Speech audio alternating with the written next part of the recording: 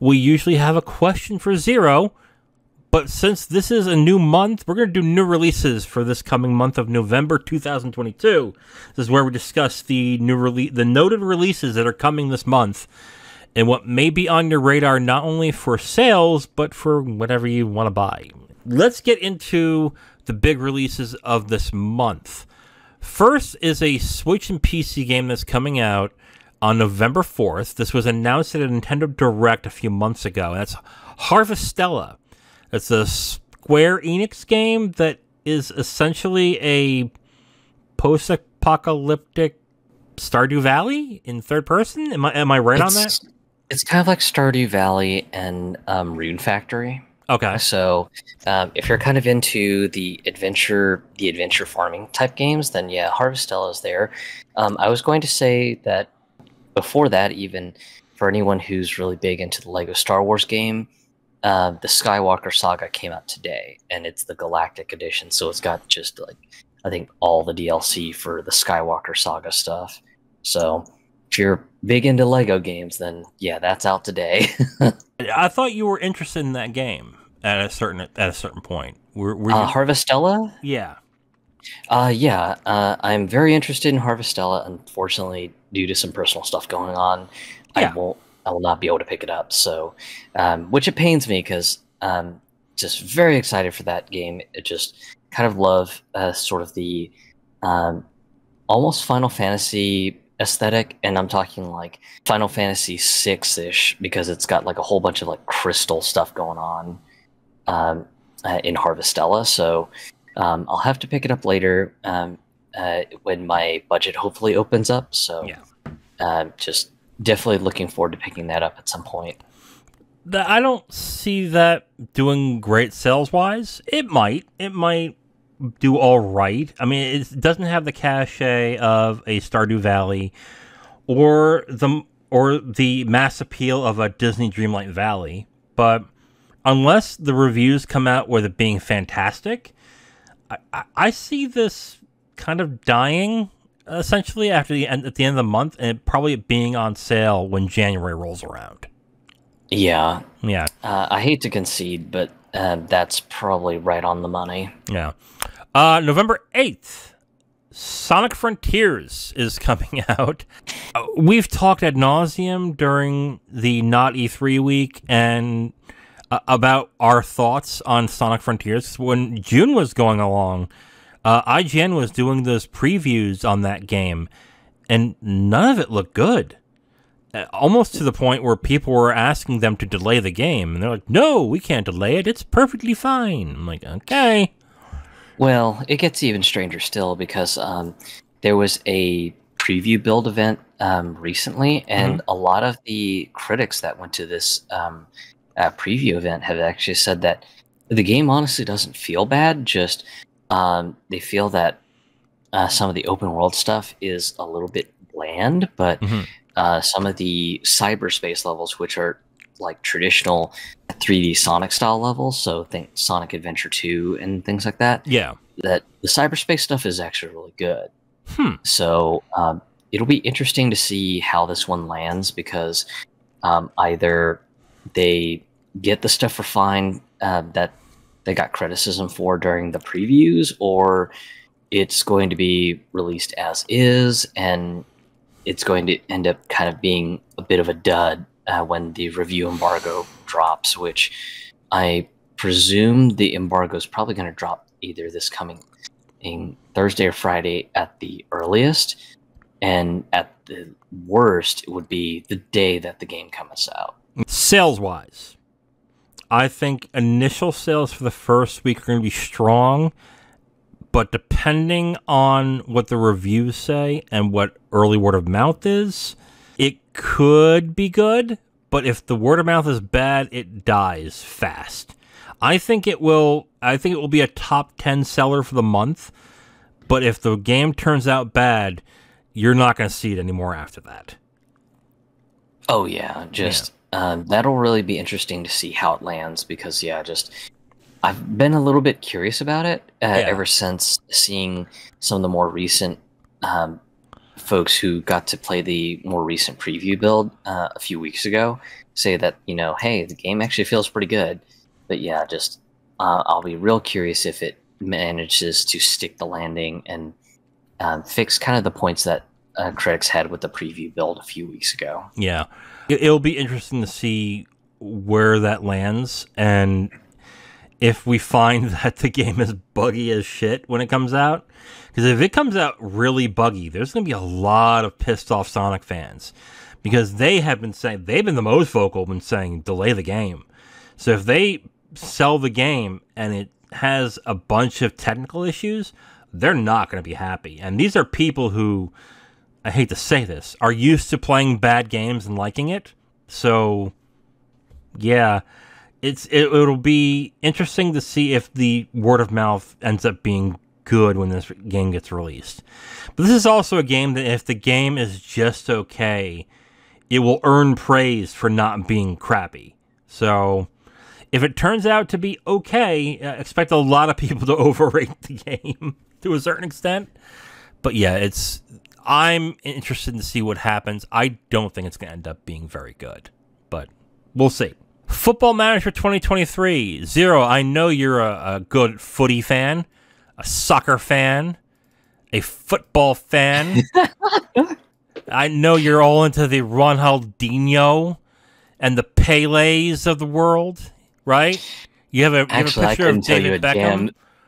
I couldn't tell you a damn thing about international football. Yeah. I play FIFA is basically the only thing I know about football, to be absolutely honest with you.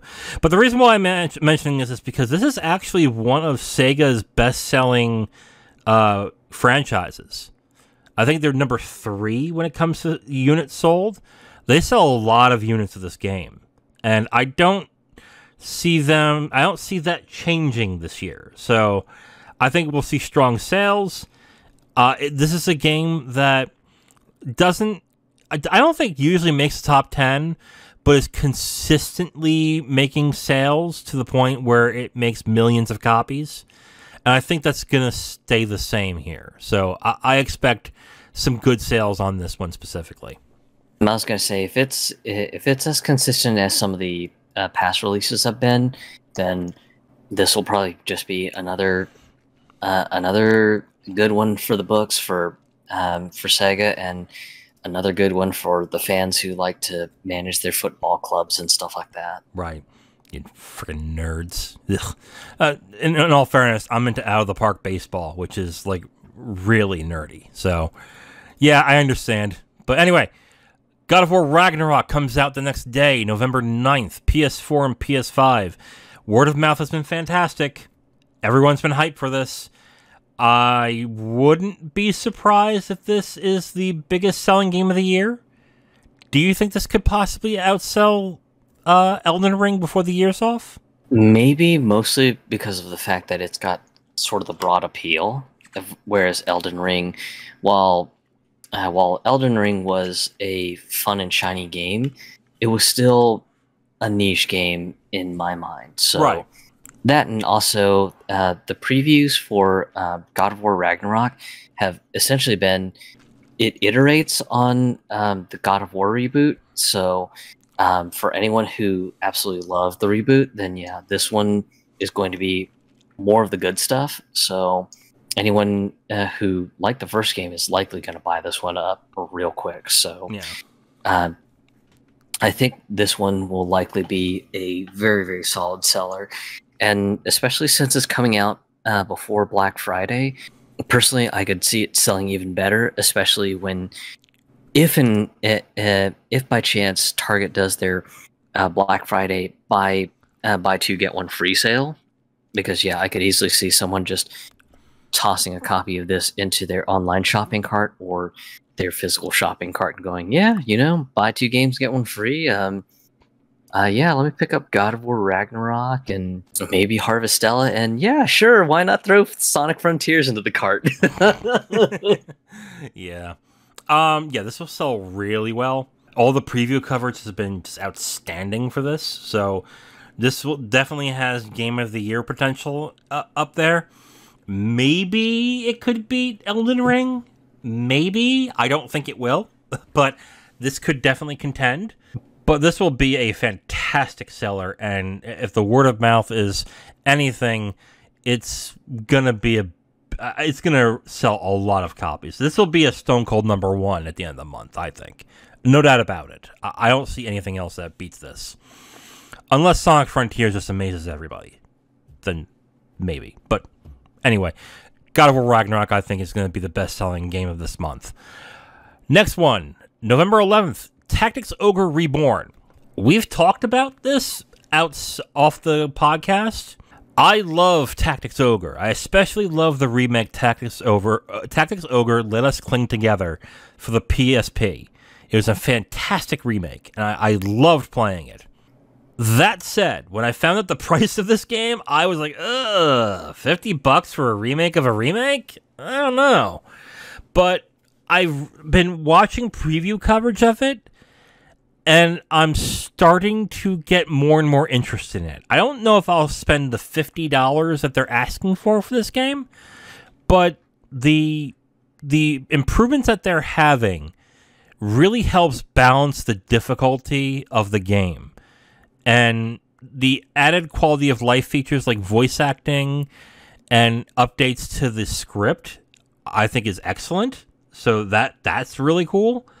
So I'm kind of fighting myself not to pick this up. I will also put no bones about it. This is a niche product. Barely, not a lot of people bought Tactics Ogre on PS1. Maybe a little more bought the remake on PSP. And I think it might be a little more than that buys Tactics Ogre Reborn. Because I know people who are upset with the art style of the game, which I kind of don't get to a certain extent. But I think this will sell fairly well. I think a little more than the PSP version in the end. Yeah, especially considering that it's getting kind of a visual reboot, which is going to be a little bit nice and easier on the eyes. And it's actually a bit funny to see that because, of course, Valkyrie Profile Lenneth is just a straight-out one-to-one PSP port. Yeah. So to see them put this much effort into Tactics Ogre Reborn is a bit surprising to see, especially with the fact that they're doing a whole revamp of just inner workings of the game to make it less brutally difficult. Definitely not going to be a big seller, but the real question will be if it sells decently enough that Square's able to kind of break even on the game, because, yeah, just no bones about it.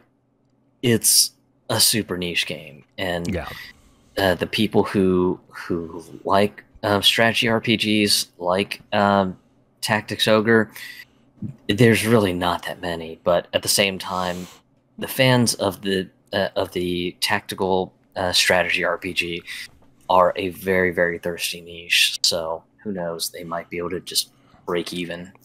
I would be happy if that sold pretty well and then got a new Tactics Ogre, because that's what I would have been interested in, a new Tactics Ogre game.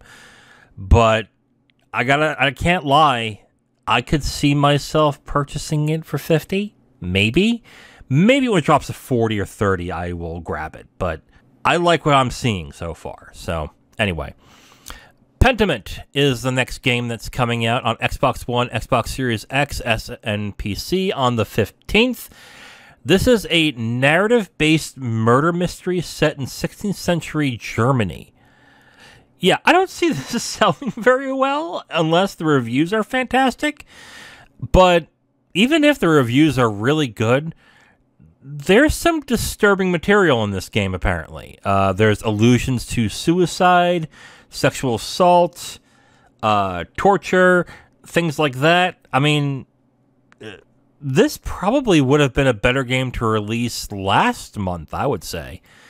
If it turns out to be good, this will be like a niche kind of cult classic that could end up selling okay, but I don't see this selling very well. Well, it's also a Game Pass game as well, too. That's true, too. Yes, you're right. So, likely they've given Obsidian their money to put on Game Pass and everything. So, I mean, either way you break it, the game's been paid for and everything. For me, the idea of a Middle Ages CSI sort of narrative game is appealing to me because just I love the art design in Pentiment. It looks fucking fantastic. Yeah, it looks like an old timey type of illustration or old time illustration or painting that's come to life. It looks really interesting. I will say that. I might check it out when it comes on Game Pass, but yeah, I don't. If this is just going to be like a Game Pass filler, then okay, fine. Then sales might not matter to Microsoft on this, but that would also kind of suck for the studio that is making this. But anyway, that's Pentiment coming out on the 15th. 17th, Goat Simulator 3. This could be a... All right. PS4, PS5, Xbox One, Xbox Series X and S, PC. I could see this being a top 3 game this month. And that's mainly due to streamers. Yeah, people who streamers who play this game, let's say for like a day or two, show off the wacky antics you can get into with Goat Simulator 3.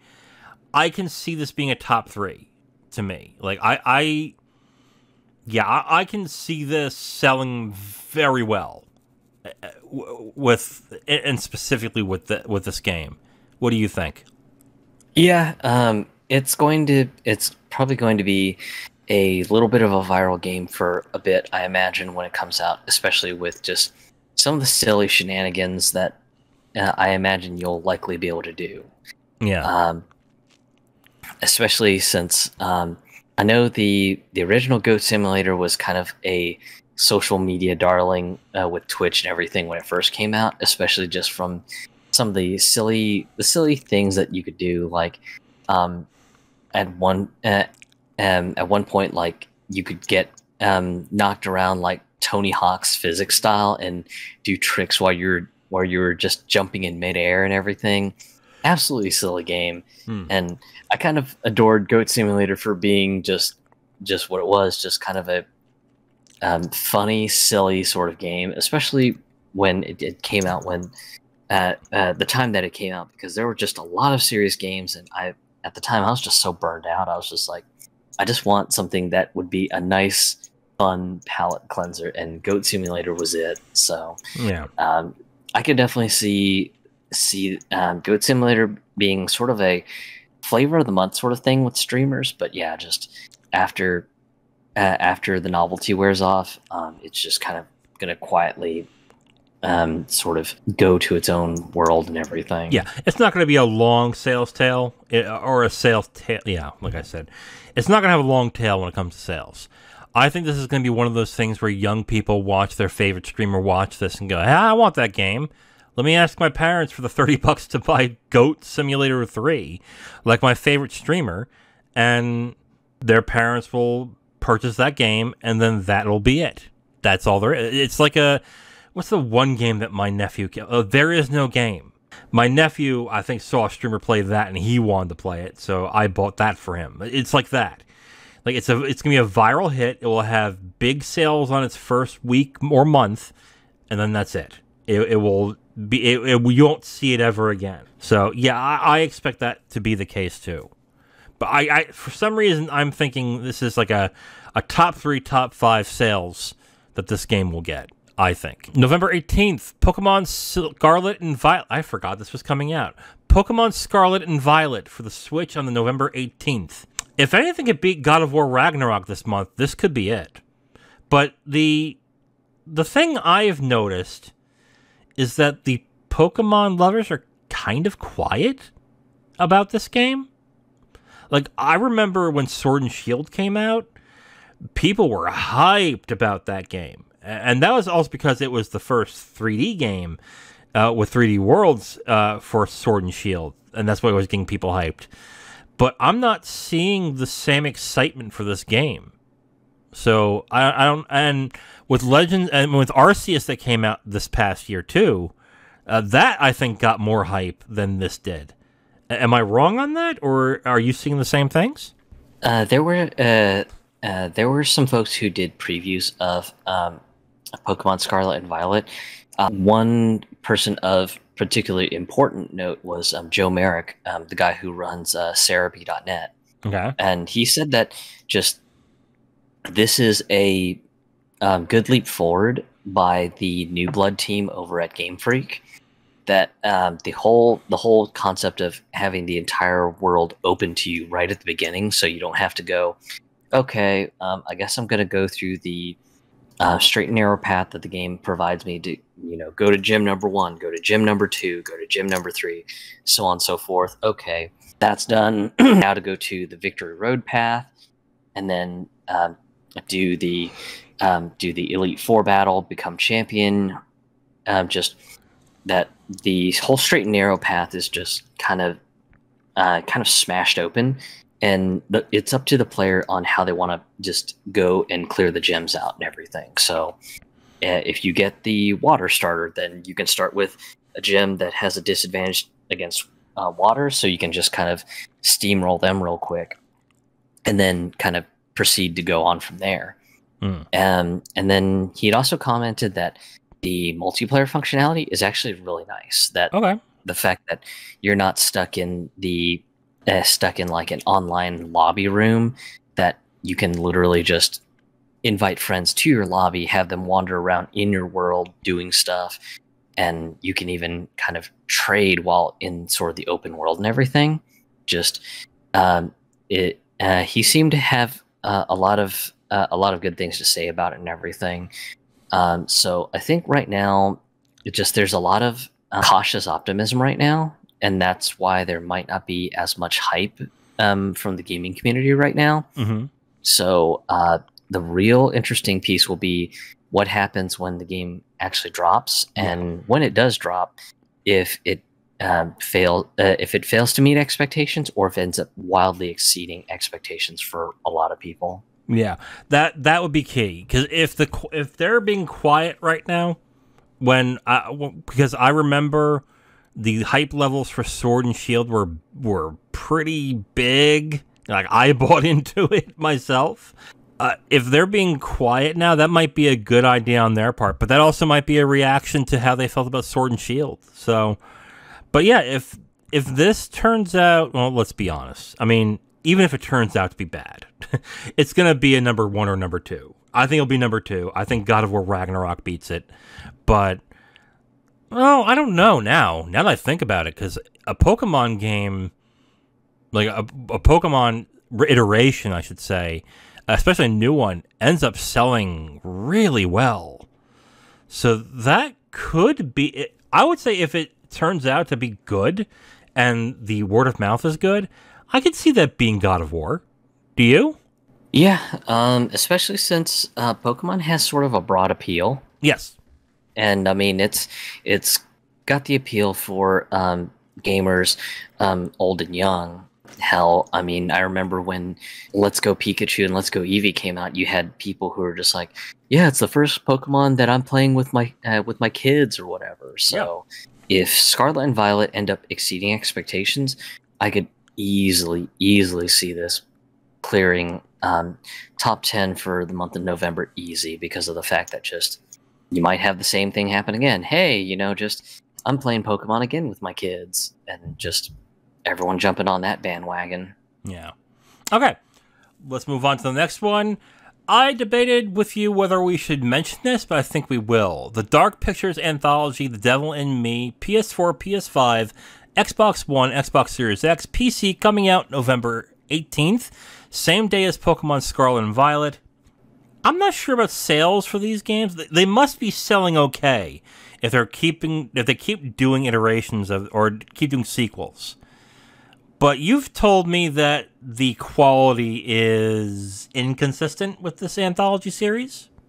Yeah, so Man Up and Dan, it wasn't bad, but it wasn't great either. Okay. And then you have House of Ash, which everyone loved House of Ash. So, and Supermassive was also behind the Until Dawn games, which, the first Until Dawn game, not the little VR shooter, that was sourced to another studio, to clarify.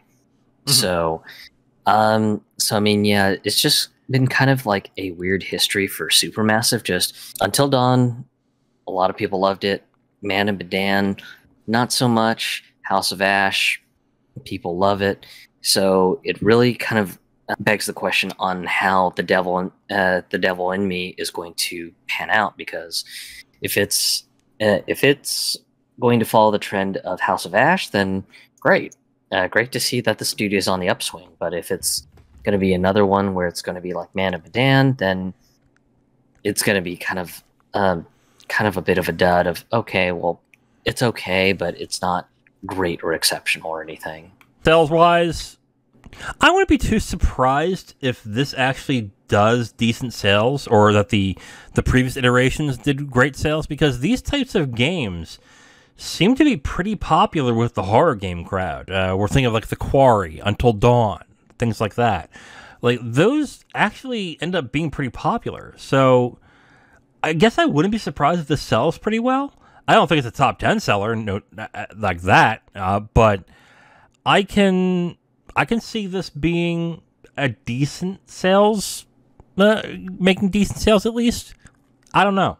It depends on the quality of the game. If it turns out the game is crap, I don't think that's gonna happen. But this has enough of a fan base that this could sell pretty well. So when we get into the next one, I know, Zero, I said I wasn't going to do ports, but I think we need to mention Marvel's Spider-Man Miles Morales coming to PC on November 18th.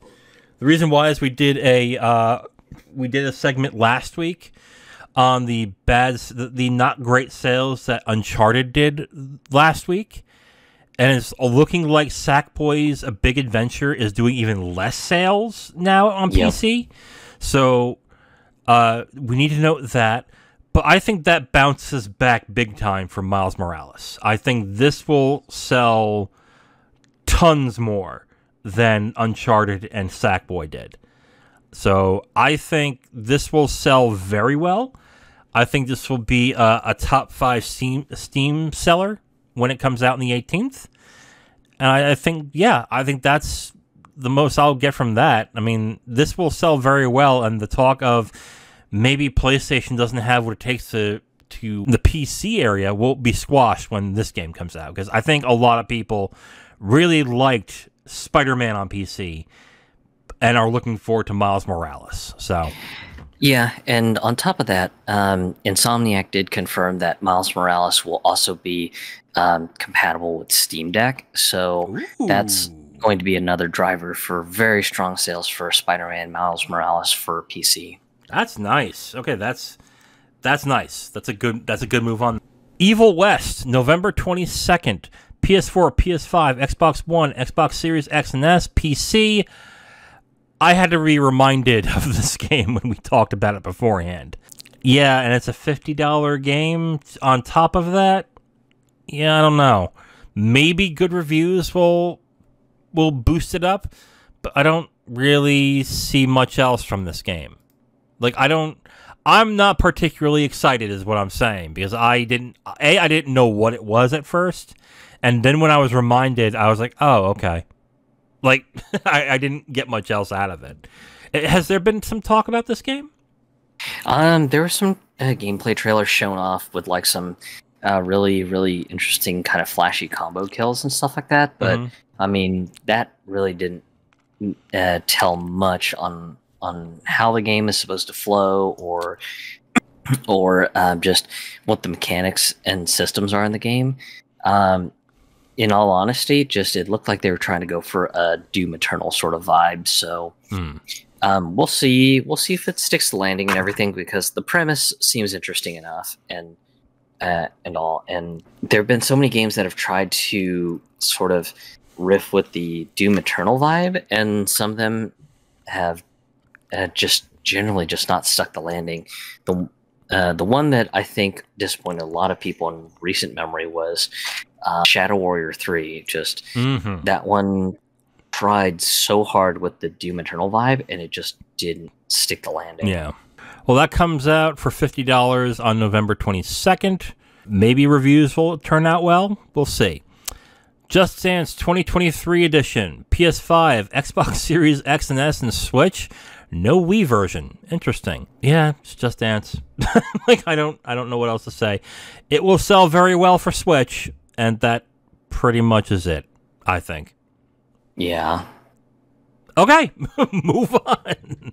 November 28th, World of Warcraft Dragonflight for PC. Another thing I'm not hearing much about, because I do follow some streamers and some people who are into MMOs back when I was into Final Fantasy XIV. I am not hearing many people talk about Dragonflight, either positive or negative. Well, no, that's not entirely true.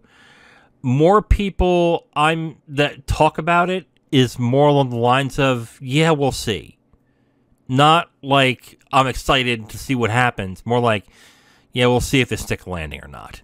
So, yeah, I don't know what to think of this right now. It will probably sell really well, but depending on what the outlook is, well, I guess we'll see what happens. What do you think about Dragonflight? Honestly, I haven't kept up with it, so I don't have much thought on it. Yeah, okay. I mean, true.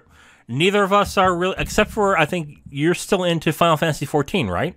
I have been, but just, I haven't really been playing much of it, just been wanting to try to just focus on more single-player experience sort of stuff. But, yeah, just, for the WoW community, I hope Dragonflight is what they want, because I know the last couple expansions have not quite landed too well, so here's to hoping things get better for them, because I know when one of the big expansions just completely botched the landing, there was a huge exodus to 14. Finally, the last game that's coming out on the 30th of this coming month is Warhammer 40k Darktide for PC. It's coming soon to consoles, I'd say, in the next 3 months. I don't think they give it a hard date for the console iterations, but it's coming to PC first. I mean, we talked about how we played Vermintide 2 recently. I was not into Left 4 Dead style games until I played Vermintide. And I think Vermintide's a great game. And since I kind of am into the 40k franchise a little more than the Warhammer franchise, I'm excited for it. But I've also not heard great things. I've heard that there's some technical issues with the game that people in previews have been talking about. So we'll see. But they do generally make Fat Shark. They generally do make good games of their franchises, and they do support these games on top of that. So there is that. Well, what are your thoughts on Darktide? Are you interested in getting that? Yeah, as a person who loved Vermintide 2 quite a bit, it'll be interesting to see how it ends up going, because I think the one complaint that I saw a lot during the closed beta for anyone who pre-ordered it was the fact that there will only be 4 classes now, and it just kind of seems, at least from some of the complaints that some people were talking about, that just it seemed like just going from just 4 classes per character to just 4 classes overall seems like one of the points that just a lot of people were kind of griped about, of, oh man, this stinks, I'm gonna have to, we're only limited to 4 classes, which are just broken out over the 4 characters. Well, that's a bummer. I got so used to Vermintide 2 with just each class having 4 subclasses in them, and I could kind of pick and custom tailor each character to whichever class that I jive with best, and so on and so forth. So it was kind of a bit interesting to see those sorts of complaints, but again, just that they might have additional classes down the pipeline. They might bundle the additional classes with expansion packs, like how things have been done with Vermintide 2. It's just way too early to tell. Yeah. I will be interested in what types of changes that they have for this game. With Vermintide, it is it's melee based mostly, with some ancillary ranged combat. But if I recall correctly with 40k, it is much more range focused. Like, you're supposed to have guns all the time and stuff like that, with, let's say, a blade made out of a chainsaw. So I don't know if they'll reverse that in that case, but it'll be interesting to see where they go with Darktide. I'm interested too. I don't know the price of it right away, but I will look forward to it being released on the 30th. What do you think is going to be the games that make good sales? What do you think are going to be the ones that will do very well sales wise? Pokemon's a freebie, so that's Right. kind of a given. Likely God of War Ragnarok. Right. Mostly because it's just more of a good thing. Sonic Frontiers is kind of a coin toss. Mm-hmm. It'll really depend whether or not they stick the landing and everything, and if critics love the game, because if it ends up being a dud and critics hate the game, then yeah, just forget it. Right. And Lego Star Wars Saga, that one's much like Pokemon, it's a bit of a given, because just a lot of people like the Lego games, a lot of people like the Star Wars universe, so just putting those two in a blender, kind of a dead giveaway for just a game that's going to sell gangbusters. And they're adding DLC on top of that, right? It's a Galactic Edition. Am I? Yep. All right, it is. I think just a 100% complete edition. So every DLC is just bundled in. Well, it's not complete because they're still doing DLC for that game, correct? I can't say because I haven't kept up. I might be wrong. Much track of the game. I might be wrong. Okay. For me, I think it will be Pokemon gets the most sales, followed by God of War. Then I will say Just Dance will probably be 3. I'll go Goat Simulator 4. And even if the reviews turned out bad, Sonic Frontiers 5. I think Sonic Frontiers will make really good sales. Actually, I'll take that back. I think Dragonflight will be 5. I think Dragonflight will get a lot of sales. Sonic Frontiers will make good sales this month, but depending on the quality of the game is whether it will get more sales as the months go on. I think it will make it will make great sales. It just matters, how much it will, depending on the quality of the game. So yeah, that's my thoughts on the releases that are coming out this month. If we have is there anything that I missed that maybe you want to add? Not that I can think of, but yeah, just for people not familiar with game release cycles, November's typically a very, very heavy blitz in the beginning, but I think that's mostly to sort of front load for developers and publishers to front load themselves before the Black Friday retail sales blitz. Yeah, yeah, it's after Thanksgiving is when the releases start to die down, essentially, right? Yeah, and then things don't start to ramp up until around February to March. Actually, it might be January this year. Well, no, you're probably right, because February has got a ton of games coming out. Yeah, and January's typically the recovery month because a lot of people are sort of recovering from all the Christmas spending and everything. Yeah. Okay, so those are the new releases for this month. What do you think is going to do great in sales? What do you think is going to be good? Just let us know in the comments section of where you hear this, and let us know what you think. Thank you for listening to this podcast segment. The Capital Games Podcast is done every week, and we post it on all your favorite podcast apps, as well as segments on YouTube. If you want to listen to another segment, you can listen to a new one right there on the screen. We also do a movie podcast called the Capital Games Movie Club. If you'd like, you can go ahead and click on that and see all the movies that we have reviewed from that point. Thank you for listening, and we hope to hear from you soon.